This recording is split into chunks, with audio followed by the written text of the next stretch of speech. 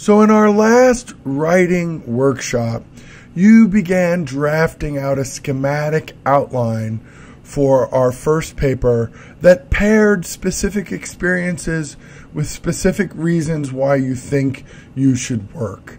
And this important video lecture is going to help you think about how to take one of those pairs, specific experience and reason for work, and turn it into a fully developed body paragraph. And we're going to do that by using the language from the rubric and taking a look at a sample paragraph. So the first step in that process is going to be to link the specific experience you've had to the reason for work you want to talk about in your paragraph. And you're going to make that link in your focus or topic sentence. And as the rubric makes clear, you're going to follow this structural model: a specific experience plus an active verb plus a reason for work. By the end of this video, I think you'll have more examples to add to the ones in the rubric about what those sentences look like, and a better idea of how to expand that founding idea for your paragraph into a fully developed paragraph. The way you're going to do that primarily is by telling a story of a specific experience you've had and using details and interpretations from that story to support the relationship between the reason for work and the specific experience you designated in your topic sentence. Finally, in each of your body paragraphs, you're also going to have a conversation with something else that we've read in the course. An interview from Gig, an article, a website, something you've read during the course, you're going to bring into each of your body paragraphs to show that you can place your own ideas into the broader conversation. Well, let's look at the first stage of this process.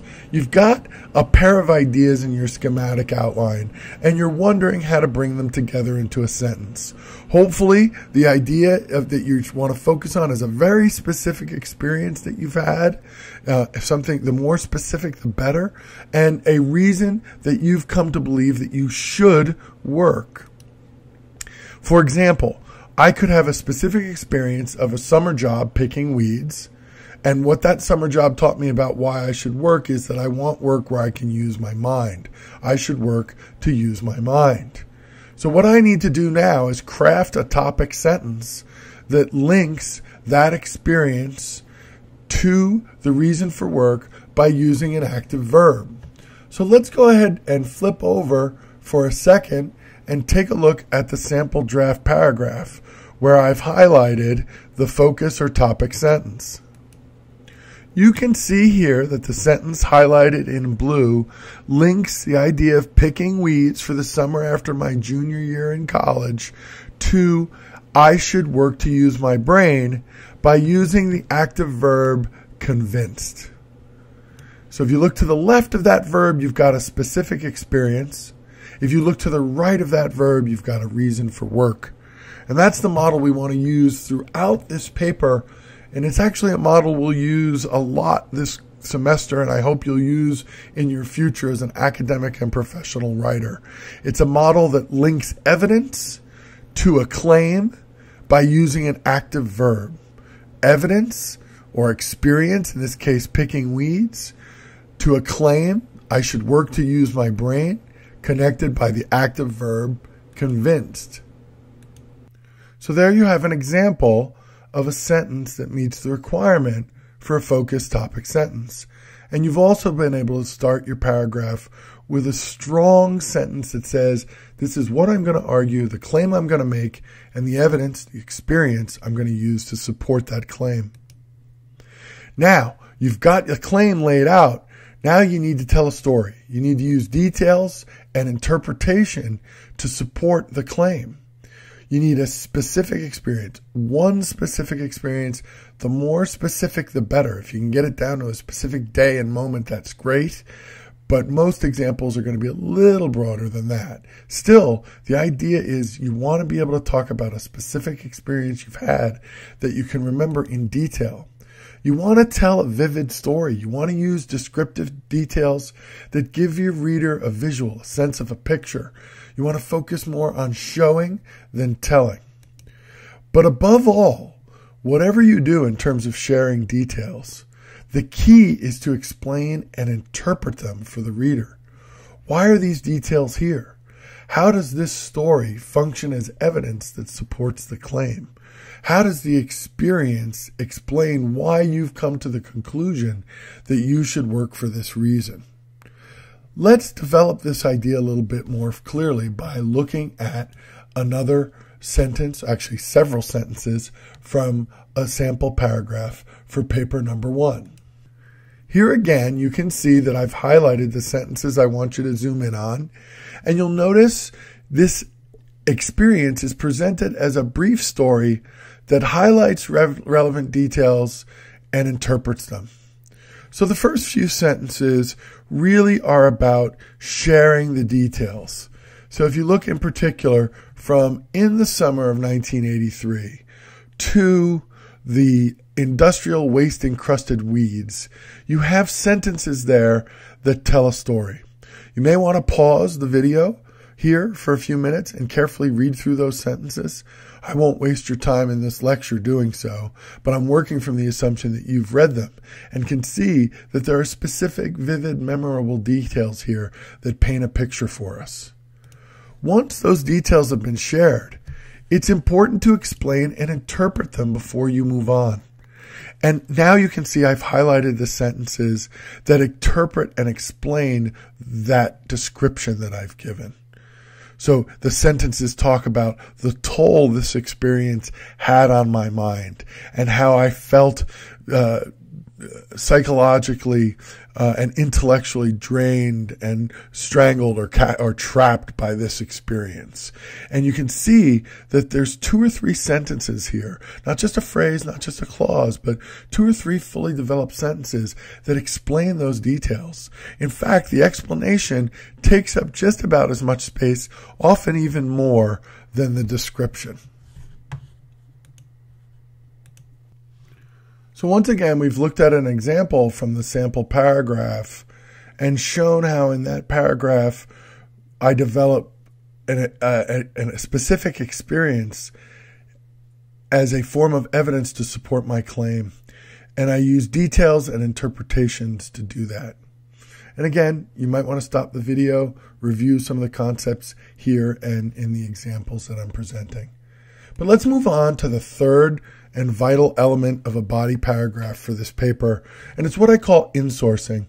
And by insourcing, I mean bringing in material from the reading to have a conversation with the ideas and claims we've presented in our paragraph. And the first thing we're always going to do when we're insourcing is take our time. Use at least a clause or a whole sentence to set up the reading for the reader so it doesn't feel plopped into the paragraph. It doesn't feel randomly inserted to meet a requirement, but it flows logically from the details and interpretation. So to do that, we're going to need to take a sentence or two to set up the quote. And then whatever quote we're using from the reading, we're going to integrate it so that it flows naturally in the sentence. We're only going to bring in the words that we're actually going to use. So we're not going to quote a lot of material from the text that we're not actually going to talk about. We want to bring in short quotes that have the material we want to discuss, and we're going to integrate those quotes smoothly into sentences that set them up, but also go beyond that and apply them. So we not only set up a source when we bring it into our paper, we not only integrate it into our sentences, but we apply the source. We explain how that quote connects back to the specific experience or the specific evidence that I've used to support the claim in my topic sentence. So once again, let's swing over to a sample paragraph and take a look at what this kind of insourcing might look like. So you can see I've highlighted a sentence here. Unlike Brian Ziegler, a lawn maintenance man interviewed in Gig, I did not find the repetitive and physically grinding nature of my work liberating. So do you see how that whole sentence sets up the quote that I'm going to bring in? So that when the reader moves from my story of picking weeds to my discussion of Ziegler and his ideas about this kind of work, there's a setup, there's a transition. I don't just jump to Ziegler. I don't just say according to Ziegler. I explain to the reader why I'm going where I'm going. And you'll notice that I integrate Ziegler's language now directly into the sentence smoothly so that it flows. I use a quotation mark at the beginning, I use a quotation mark at the end, and then as close as I can to the quoted language, I give my parenthetical or in-text citation. This is the MLA method. So you notice here it says page 254. And that refers to the MLA citation that I'll show you in a few seconds that comes after the paragraph. It tells the reader if they go to 254 of the source listed under the name Brian Ziegler, last name Ziegler, in the works cited list, they'll be able to find this quote. Then I begin interpreting, applying what Ziegler says. So I've said what Ziegler means, and then I say, but for me, boredom only generates a sense of disconnection and alienation. So I'm not just quoting Ziegler, I'm applying Ziegler to what I've been talking about. Then I go back to Ziegler, and again, I bring in a quote, more of his language from a couple pages later. I have a one-word quote, and then I have about, a 10-word quote. But I'm not including lots of extra material from the sentences around those quotes. I'm using the quotes that I really want to talk about in my paragraph. And again, after I've integrated my quotes, I need to apply them. And you can see really, to some degree, the rest of the paragraph is applying those ideas from Ziegler. I say, he feels like his work lets his mind go, but for me, yanking out weed after weed left me feeling intellectually trapped and psychologically drained. This dispiriting experience drove home for me the importance of completing my college degree and finding work that could stimulate and develop my mind. I'm connecting Ziegler to my own reading of my own experience, and then I wrap things up with a nice sentence that pulls it together. While others may be able to find freedom in thoughtless routine, I can only find meaning in work that engages and challenges my mind in new and stimulating ways. So I've moved through my own experience, back over to Ziegler and what he says in Gig, and then back to myself and applying and comparing what I feel with what Ziegler says. That's the conversation we've been talking about since the very first lecture in the course. And finally, I finished the paragraph with a sentence that reminds everybody what my claim was and why this experience connects to my claim that I should work to use my mind. All right, so let's go back and review for a second some of our big ideas. But before we do, let's remind ourselves that we always are going to cite the sources that we use using MLA documentation. And this sample paragraph showed you how an in-text parenthetical citation works. I only need to put the page number there because I mentioned the author in the paragraph. If I hadn't mentioned the author in the paragraph, I would have needed to mention Ziegler's name and the page number in the parenthetical citation. But in our paper, most of the time we mention our authors in our paragraphs, so we'll only use the parenthetical page citation. Then we also are going to have a works cited. And one of the things I like to encourage students to do when they're working on a paper is to develop their works cited entries and include them as they go along. So let's take a look at the works cited entry that corresponds to that body paragraph. You can see this is the format for works cited citations in MLA for Gig.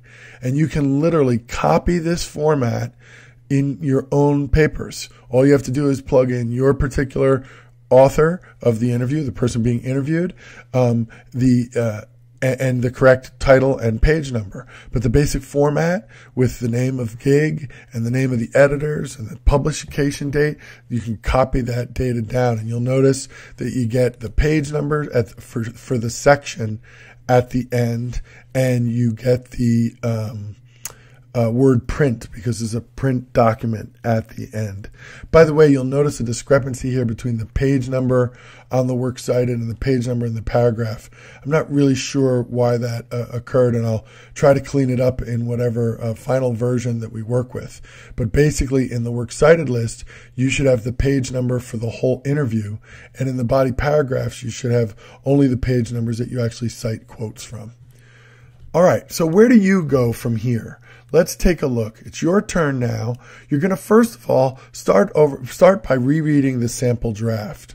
I've shown you a paragraph here. There's a second paragraph of the draft that you can look at as well. And read those two over and get a sense of where this paper is going and what it's going to look like.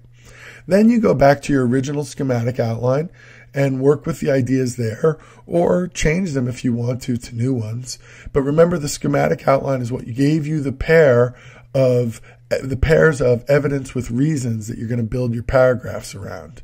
And so whether you work with the ones you had or you change to new ones, that basic idea of starting with the pair of a specific experience and a reason for work is how we're going to structure our body paragraphs. Once you've turned that pair into a focus or topic sentence, like we practiced in this video, then you're going to tell a vivid story. You're going to focus on that specific experience and interpret that story for us. And that story becomes the evidence that supports your claim. Your claim, of course, is the reason why you think you should work. Then you want to bring in something from Gig or something else we've read in the course so far and have a conversation with it as part of your body paragraph. How does your experience connect to what someone in Gig said? It could be someone who disagrees with you, like the sample paper here, sample paragraph here, or it could be an example of someone who agrees with you, like the second sample paragraph in the first draft. Either way, though, you're having a dialogue where you set up, integrate, and apply something from the reading as a way of testing and exploring in more detail your own ideas. So go into Blackboard, go into our writing workshop discussion forum for draft number 1 and have some fun turning some of your preliminary ideas into big, fat, exciting body paragraphs. See you in Blackboard.